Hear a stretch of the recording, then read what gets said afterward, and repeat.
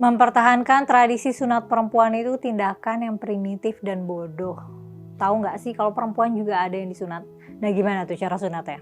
Dan saya kalau laki-laki kan itu yang dipotong kan ininya apa namanya?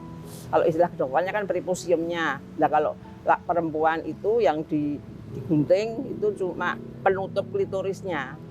Tahun 2016, menurut laporan UNICEF, Indonesia termasuk negara ketiga angka tertinggi sunat perempuan. Padahal aku kira tadinya sekarang tuh praktek sunat perempuan udah jarang. Dan kalaupun ada paling di tempat terpencil yang nggak terekspos informasi terkini gitu. Tapi ternyata masih ada nih prakteknya bahkan di kota-kota besar. WHO sudah melarang praktek sunat perempuan karena selain melanggar HAM, nggak ada manfaatnya, malahan membahayakan organ reproduksi. Tapi di Indonesia masih ada nih prakteknya. Lah emang pemerintah nggak ambil tindakan apa gitu, kok bisa nggak ilegal? Ternyata di tahun 2006, Kemenkes pernah membuat kebijakan yang melarang praktek sunat perempuan, tapi ditentang sama MUI. Tahun 2008, MUI merilis fatwa yang menetapkan bahwa aturan hitam perempuan itu termasuk syiar Islam dan merupakan bentuk ibadah yang dianjurkan. Tahun 2010 ada peraturan Kementerian Kesehatan nomor 1636 tentang petunjuk pelaksanaan sunat perempuan yang menyebutkan bahwa sunat perempuan itu bukan termasuk tindakan medis karena tidak terbukti bermanfaat bagi kesehatan dan pelaksanaannya tidak berdasarkan indikasi medis. Tapi nggak ada pelarangan ya gitu.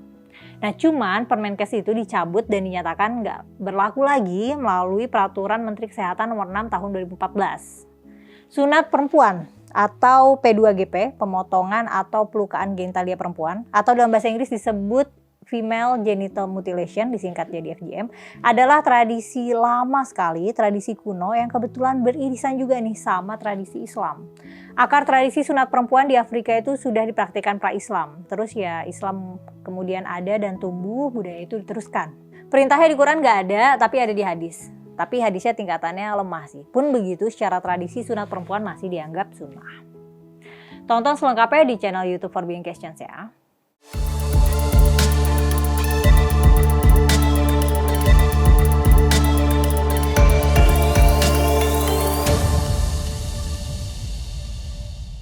Halo, ketemu lagi sama aku Kumaila di channel For Being Questions, tempat kita mengeksplor pertanyaan seputar budaya dan agama. Kali ini aku mau ngomongin tentang sunat perempuan nih. Karena tadinya aku kira di Indonesia tuh udah nggak ada sunat perempuan, kecuali di tempat terpencil. Masih ada dong, ada tutorialnya pula. Kali ini Bunda, saya akan melakukan sunat pada bayi perempuan atau sirkumsisi. Nah yang mempraktekannya itu bidan atau dokter, tapi belajar dari mana coba? Kalau sunat perempuan bukan tindakan medis, berarti kan nggak ada di kurikulum pembelajaran bidan dan dokter. Nah terus gimana belajar, gimana pertanggungjawabannya? Itu kan berarti mereka dapat pengetahuannya dari selain pendidikan medis. Katanya hitan perempuan itu mesti dilakukan supaya dewasanya nanti nggak jadi perempuan binal gitu, supaya nggak nafsuan. Apa iya? WHO menjelaskan bahwa praktek sunat perempuan ini sangat berisiko dan dapat menyebabkan gangguan fisik, baik gangguan jangka pendek maupun jangka panjang. Nah selain itu praktek ini juga dapat menyebabkan gangguan mental ya, serta gangguan kesehatan seksual dan reproduksi. Beberapa risiko tersebut itu diantaranya ada infeksi saluran kencing, kista, kemandulan, dan komplikasi dalam melahirkan.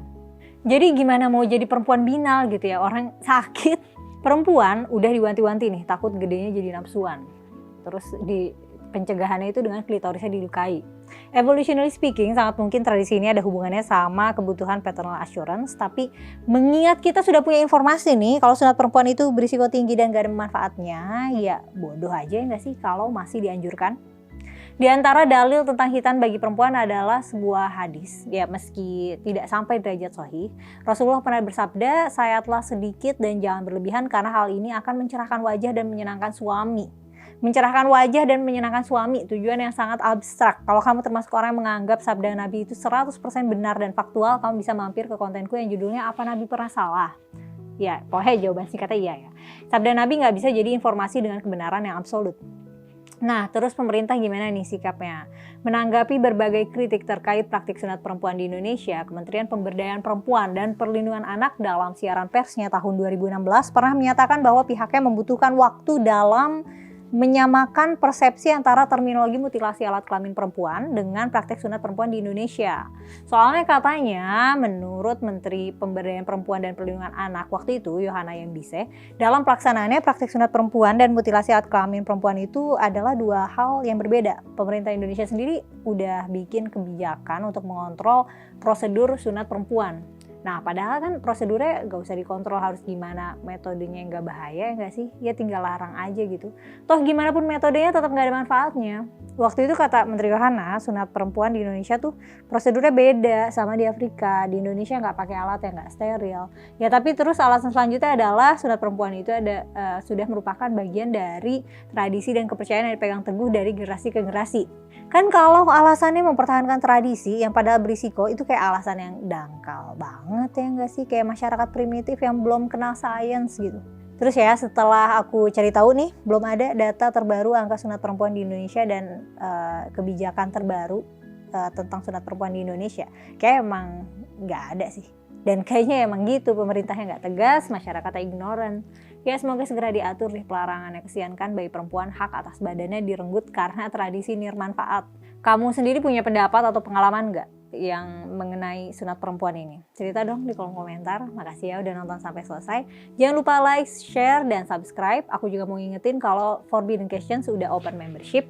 Kamu kalau join bisa akses video-video eksklusif buat member. Nah di sana topiknya lebih rada sensitif ya gitu. Ya makanya ditaruh eksklusif. Aku Mela pamit dulu, sampai ketemu lagi di konten selanjutnya.